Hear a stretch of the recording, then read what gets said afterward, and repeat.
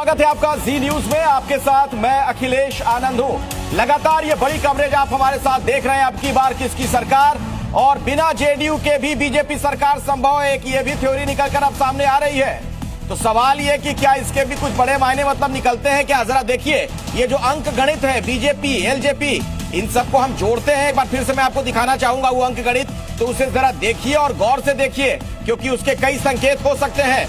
BJP LJP हम और RLM मिलाकर 122, यानी ये जो जादुई आंकड़ा है, जादुई आंकड़ा कौन सा जिससे सरकार बनती है, मैजिकल फिगर, वो पार कर जाता है ये अंक गणित। तो सवाल ये है कि क्या इस तरह की भी कोई संभावना बन सकती है? क्या ऐसी कोई खिचड़ी पक सकती है?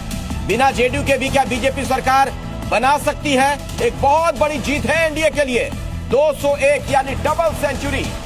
और महागठबंधन की बात की जाए तो 36 पर यह गठबंधन सिमट चुका है।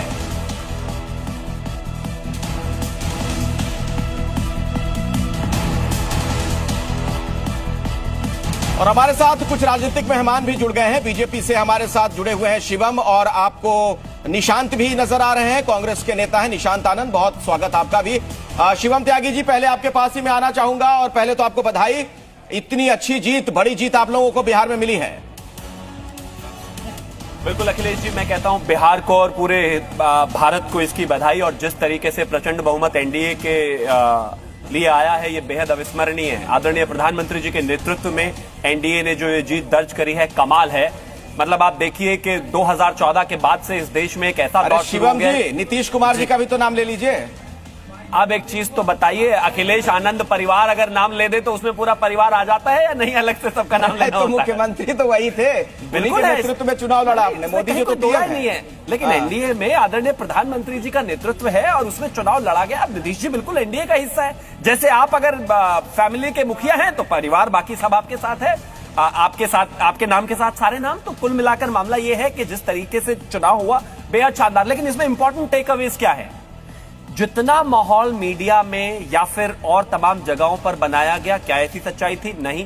ये कांग्रेस वाले बेचारे 5% भी ला पाए क्या सीटें? शायद मेरा ख्याल 5-6 पर घूम रहे हैं कहीं आसपास। इसके अलावा अगर हम आरजेडी की बात करें, अगर आपके जो लीडर ऑफ ऑपोजिशन है उनकी भी स्थिति यह है कि वे 13वें-14वें राउंड तक जाकर 4000-5000 से ट्रेल कर रहे हैं, तो बहुत सीरियस बैठकर सोचने की आवश्यकता है। और उसकी वजह कुछ है। 20 साल में भी अगर प्रमुख विपक्षी दो पार्टियां अपना गठबंधन ना तय कर पाई हो, 243 विधानसभा सीटों की उसमें असेंबली में 255 कैंडिडेट खड़े कर दिए, चुनाव के बीच में कभी चले गए जो है अपना यहां पर मध्य प्रदेश में सफारी करने और कभी चले गए कोलंबिया, तो भाई इसके बाद तो यही होना था। लेकिन मेरा एक निवेदन है, अगर आप कांग्रेस के प्रवक्ता के पास अभी जाएंगे तो उनसे जरा पूछ लेना कि चुनाव के बाद वो महीने, 2 महीने और 6 महीने बाद और 1 साल बाद जो आकर कहते हैं कि ये धांधली, ये चोरी, भैया कोई धांधली चोरी वगैरह हो तो जी न्यूज पर, अखिलेश आनंद के शो पर अभी बता दो, ताकि अभी मिलजुल कर रिजॉल्व कर ले। बाद के लेना है बच्चे, क्योंकि ये अक्सर आदत हो गई है। मैं जवाब ले लेता हूं, के बाद से जवाब ले लेता हूं। बिल्कुल। निशांत जी जवाब दीजिए।